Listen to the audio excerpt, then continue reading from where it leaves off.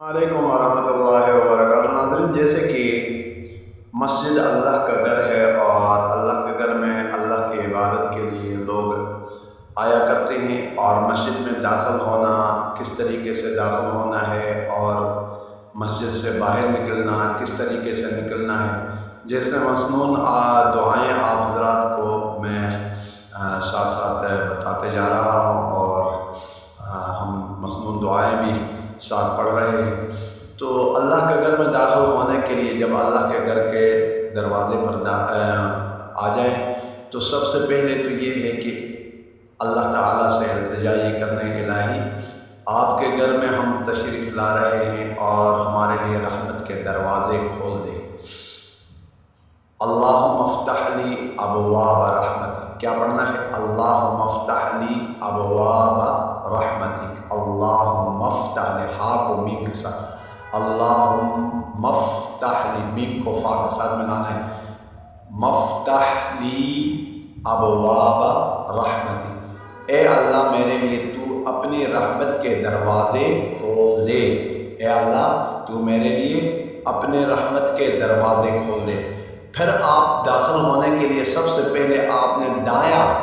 پاؤں داخل کرنا ہے، پھر بایاں، اور اندر سے نکلنے کے لیے پہلے بایاں پھر دایاں۔ تو آپ کو آج کی جو دعا یاد کروا رہا ہوں، مسجد میں داخل ہونے کے لیے کیا پڑھیں گے؟ اللہم افتح لی ابواب رحمتک، اے اللہ میرے لیے تو اپنی رحمت کے دروازے کھول دے۔ جب اندر داخل ہو جائیں گے تو پہلے دایاں پاؤں داخل کرنا ہے،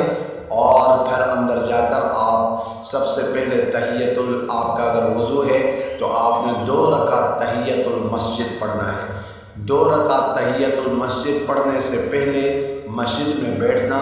سخت گناہ ہے،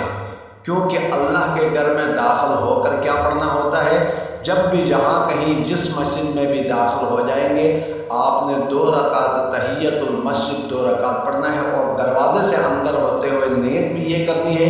کہ جتنی دیر رہوں میں اعتکاف کی نیت، دروازے سے اندر داخل ہوتے ہیں اعتکاف کی 10 منٹ 15 منٹ آدھا گھنٹہ جتنے بھی آپ مسجد میں رہیں گے اعتکاف کی نیت میں رہیں گے تو اجر و ثواب آپ کو ملے گا۔ اور پھر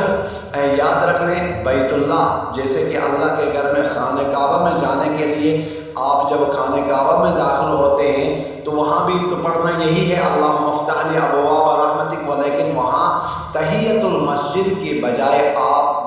یعنی 7 چکر طواف جو ہے نا طواف کریں گے تو یہ تحیت المسجد کے مقام کو سمیٹ لیں گے۔ تو آپ کا آج کی دعا جو ہے نا اللہم افتح لی ابواب رحمتک، اے اللہ میرے لیے رحمت کے دروازے کھول دے۔ والسلام علیکم ورحمۃ اللہ وبرکاتہ۔